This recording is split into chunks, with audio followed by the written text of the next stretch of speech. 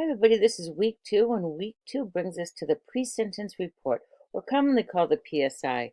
You'll very often hear in whatever court you may be in if there's a PSI or if the PSI has been done. The vast majority of courts do them, so we'll look at them and see how they help and how they can hurt. So usually in the misdemeanors, and what is a misdemeanor? Well, in Massachusetts, a misdemeanor is anything under 2.5 years in the House of Correction. If you hear of a sentence that says House of Correction, means they cannot do more than 2.5 years. All right, so it's a short form usually, and it's for misdemeanors, and that covers just some basic things. Now, would you have a pre-sentence report if it doesn't have any incarcerations that are attached to it? And a lot of cases don't have them.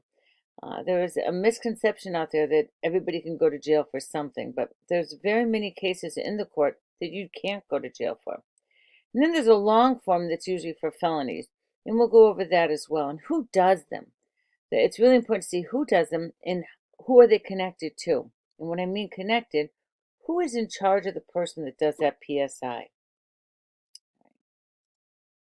In some states, the law requires a PSI for crimes punishable by more than 1 year of imprisonment. Now remember, in Massachusetts, anything under 2.5 years is a misdemeanor. In other states, the judge retains the discretion to order the report. So that brings me to who is in charge of the PSI. The judge is in charge of the PSI, getting the PSI, but who does it for him? When you look at the court's done in levels. You'll notice that the judge is always higher than everybody in the court. And it goes back to Old English law and Old English court. And to the right or the left of them, you'll see one step down, but not usually equal to the judge. You'll see a probation officer, and the probation officer is assigned to the judge. He is the eyes and the ears for the judge. So the probation officer in our courts in Massachusetts will be doing the PSI. They'll be doing the background investigation, which means there's always room for human error or laziness or overzealous or bias. And those are the things we really have to look at. So when people say, is there bias in the court? Well, there's always bias when people are behind whatever investigation you're doing. It's recognizing that bias and working within that bias. So sometimes the PSI is waived because a plea agreement has already been determined in the sentence. The vast majority of all cases in the court, the vast majority, are pled out. In other words, they're saying, if you give us this, we won't ask for this. And they'll make a deal. And sometimes you'll see that it's waived because of that, because it'll be set up as a part of the plea agreement. In some states, PSI is rare, but that is not our state. Our state is very, very much a PSI state. It's been doing it for years. I can't imagine them ever going up because they look at the PSI report as what is best for the victim, what is best for the defendant, what is best for the court, and what is best for the community. So Massachusetts is pretty progressive on that. And this all actually started in the federal court, but it's really been, Massachusetts has been in the forefront for it. The primary purpose is to help the court make an appropriate sentencing decision. So I'm going to give you a case that I had that you guys, when you think about it, say to yourself, So I had a baby abduction by a stranger. The stranger had abducted this 6-week infant.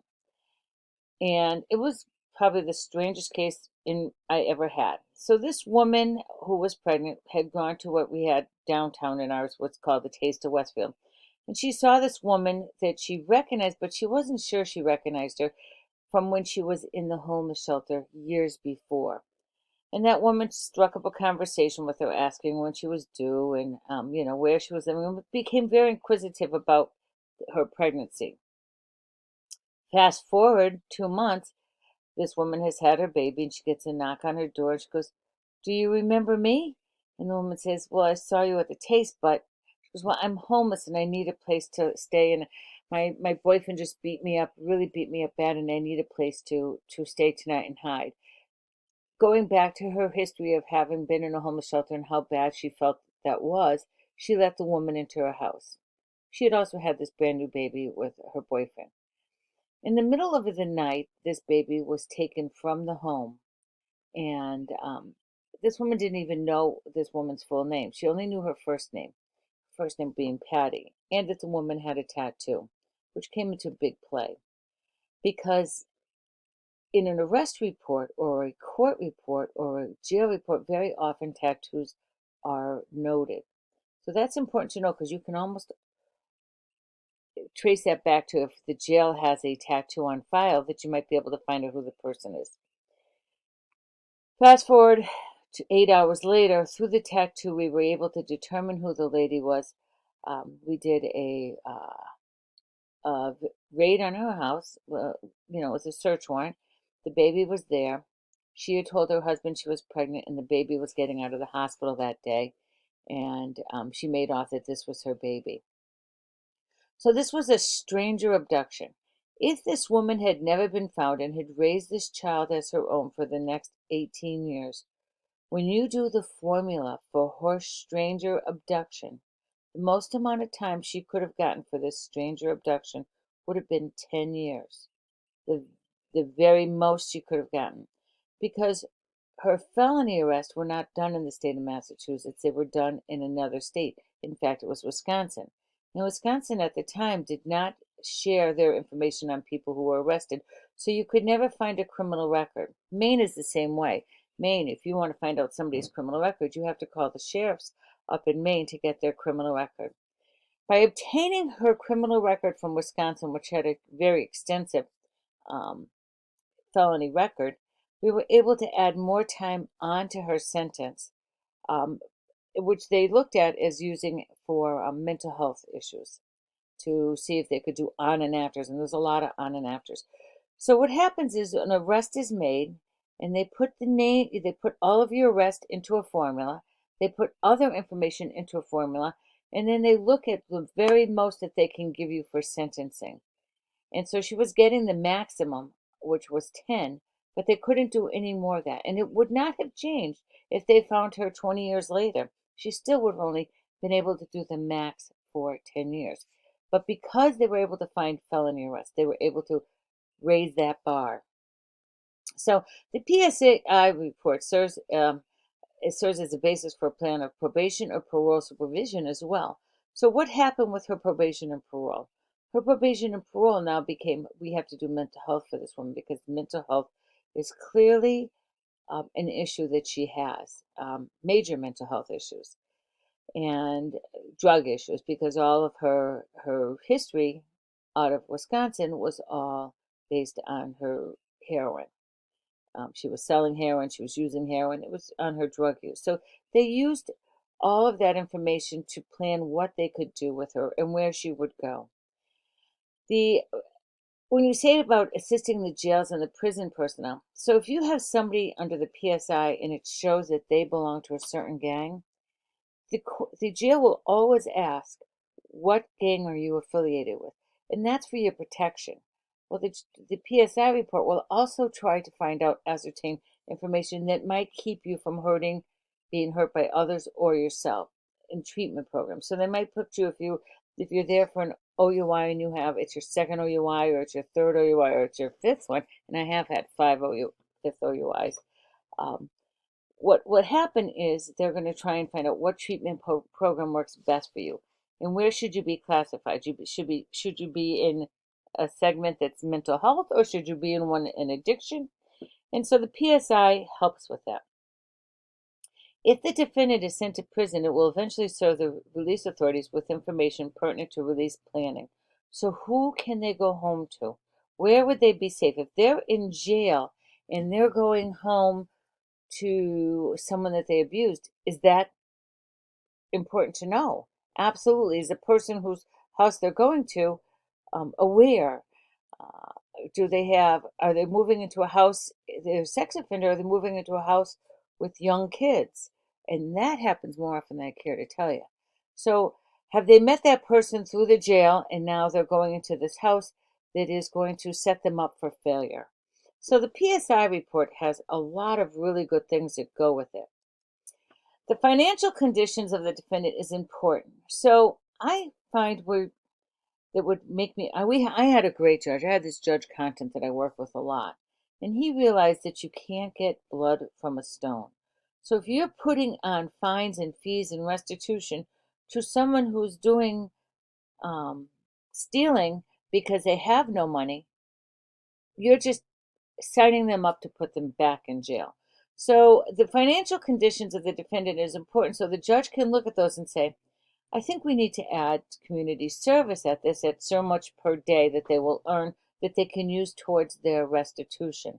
In other words, they're not going to burden them when they go in with like $400, $500 worth of fines. Now we do have victim fines, and it is federal that happens. Every court has victim witness fines that are given, and those fines are used to be given to victims who need counseling, victims who need housing. It's a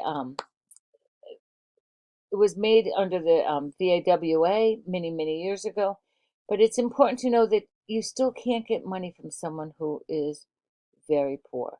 So don't set them up for failure. So that's really important. The victim impact statement is so, and it's only after conviction, so you know that. It's attached to it. The PSI is attached. A PSI is done after somebody's been convicted. You must be convicted to have a victim, a PSI. And the victim statement is really important because where the victim gets to say what they want. And you'd be surprised how the victim impact statements are like all over the place. Some of them are looking for leniency. Some are looking for them to throw the keys away. Some are looking for saying, this is what I feel should happen. It gives a voice to the victim. So I find it to be a very important part of a case.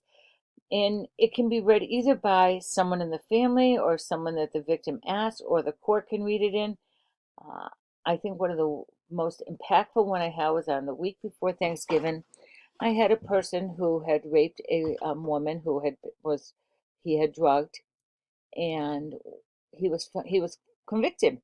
He never told his parents that he was going to jail because he thought, or going to court because he felt that he was going to beat this case. But he didn't beat the case, and he was found guilty.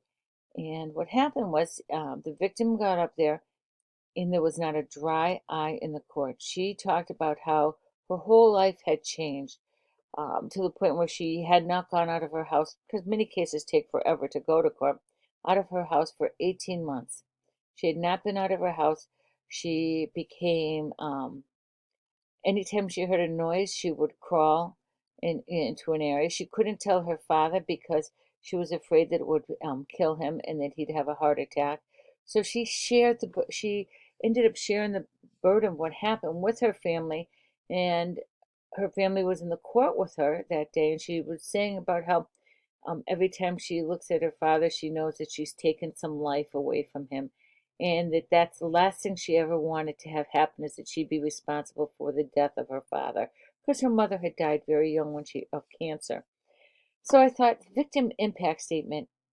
After that was read, the judge had to wipe tears away. He got the absolute fullest sentence you could possibly get for this drug rape, which was 6 years. Now, you would think it would be more, but people are surprised. What is life in prison? Well, life in prison is 15 years. It's the on and afters that we look at.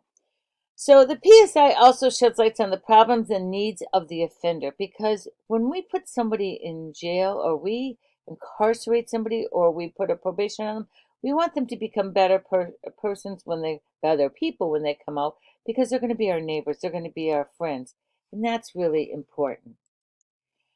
The content of the report is legal data, defendant statement, co-defendant's victim statement. Prior record is important. If, as I talked about that case, I'm going to be shut off here in a second. Your prior record goes in part of the formula.